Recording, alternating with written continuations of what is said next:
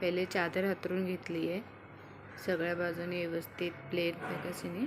हे खालची बाजू आहे, खालची चादर.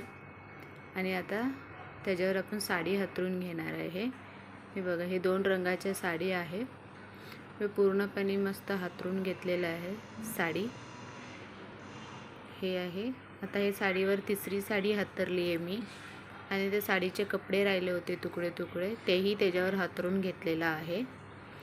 आणि आता त्याच्यावर हे छोटे छोटे कपडे जे आतमध्ये घालण्यासाठी होते, टॉप, जीन्स टॉप, शर्ट वगैरे वगैरे हे सगळे होते, ते सगळे घातलेलं आहे आतमध्ये.